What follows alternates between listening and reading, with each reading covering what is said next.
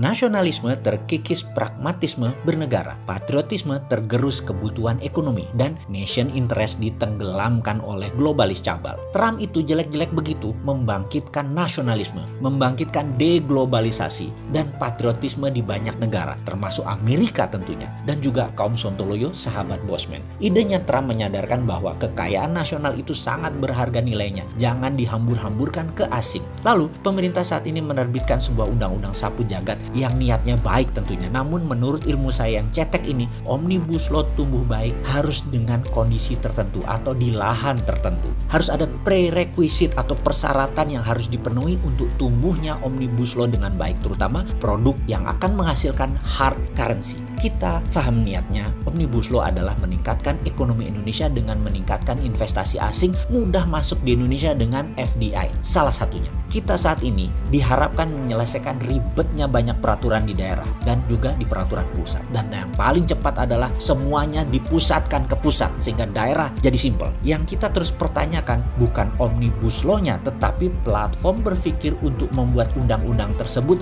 semuanya kebanyakan pebisnis papan atas yang masuk komunitas 3% top pengusaha nasional yang melihat makro bisnis usahanya oke, namun tidak cara pandang bela negara atau bernegara. Sungguh, di dalam bernegara itu bukan melihat negara seperti perusahaan berbasis balance sheet, neraca untung rugi. Negara itu ada unsur rakyat, ada unsur wilayah, ada aset untuk anak cucu cicit kita. Harus aman selama 1000 tahun ke depan. Rasanya kalau lihat undang-undang Minerba dan undang-undang Cipta Kerja, bisa-bisa cucu kita bisa bertanya, emangnya Indonesia punya nikel ya Eyang? Emangnya dulu Indonesia penghasil batu bara ya? Bisa musnah itu harta nenek moyang dan pejuang kemerdekaan yang berjuang mengusir penjajah kalau begini tata kelolanya. Dan sekali lagi, kita berikan kacamata lain agar bisa jadi acuan bernegaranya. Kita harus paham apa bedanya antara membangun dengan kemajuan atau memajukan bangsa dan negara. Masih bingung dengan pertanyaan tadi? Begini, Indonesia saat ini terlihat banyak membangun infrastruktur misalnya, membuat undang-undang Cipta Kerja misalnya, dan itu bisa dikatakan membangun. Namun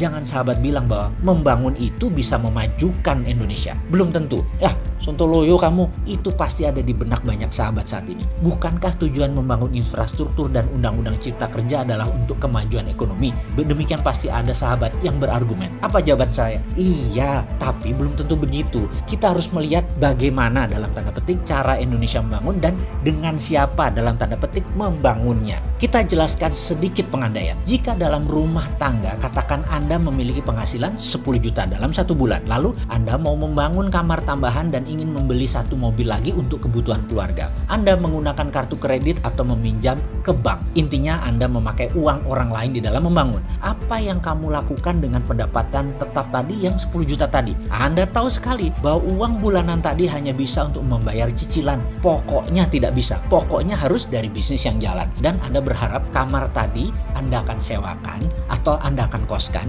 dan mobil tadi diusahakan ke GrabCar atau GoCar untuk menjadi bisnis online transportation. Bagus bukan rencananya? Perfect ya? Tapi bisnis bukan matematis. Apa yang terjadi kalau tidak ada yang menyewa kamar tersebut sebagai kos-kosan? Apa yang terjadi kalau setoran transport online tidak mencapai target? Pasti dari penghasilan yang 10 juta tadi dibayarkan bunganya saja, namun pokoknya tidak terbayarkan. Kita terus bergantung harapan bahwa kos-kosan akan terisi dan transportasi online akan meningkat hasilnya. Anda benar membangun, tapi belum tentu membuat maju perekonomian di rumah tangga. Faham? Dalam kondisi sulit mencari modal di tanah air, maka menggunakan dana pihak luar adalah solusinya. Itu menjadi landasan pemikiran Omnibus Law. Sekali lagi, tidak salah, tapi harus hati-hati. Bisnis tidak matematis. Fakta lain kita dapati, dalam beberapa tahun terakhir angka pertumbuhan kredit turun begitu tajam di Indonesia. Ini membuat sulit bisnis berkembang cepat. Bank biasanya belasan persen per tahun tumbuhnya di dalam penyaluran kreditnya. Alias, kalau dalam 1 tahun ada 1 triliun bank kasih kredit, tahun depannya harus naik 15% atau 1,15 triliun. Ini 1 triliun hanya pengandaian. Namun sejak tahun 2014 tumbuh kredit di tahun tersebut 11,58%. Lalu di tahun 2015 tumbuh 10,44%. Di 2016 tumbuh 7,87%. Di tahun 2017 tumbuh hanya 4,18%. 2018, 2019, sekarang cari sendiri deh, semua di bawah 10%. Di sebuah syarat ekonomi tumbuh di atas 7% seperti cita-cita waktu kampanye dulu yang sengaja tidak diingatkan lagi untuk pertumbuhan ekonomi nasional, maka maka kredit yang dikucurkan harus double,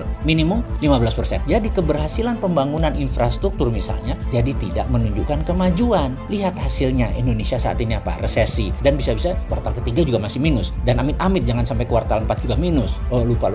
Ada alasan ya? Ada COVID ya? Oke lanjut deh, silahkan pakai alasan COVID. Oke ya, benar banyak keberhasilan membangun namun belum menunjukkan kemajuan. Jadi solusinya bagaimana? Dengan Omnibus Law. Oke, kayaknya menurut saya ada yang perlu ditambahkan untuk mendatangkan FDI atau Foreign Direct Investment. Bukan hanya pakai Omnibus Law, tapi pakai geopolitik. Ingat kata-kata Julius Caesar, berpihaklah kepada yang berpengalaman dan yang punya kemungkinan menang. Jangan buru-buru mengambil tindakan di dalam geopolitik dunia. Terus diawasi, terus dipepet, dan terus bunglon. Karena tujuan kita membangun bangsa dan negara, bukan hanya sekedar membangun. Kalau sekedar membangun, berang-berang juga bisa bangun dam penahan air, tapi tidak memajukan spesies berang-berang.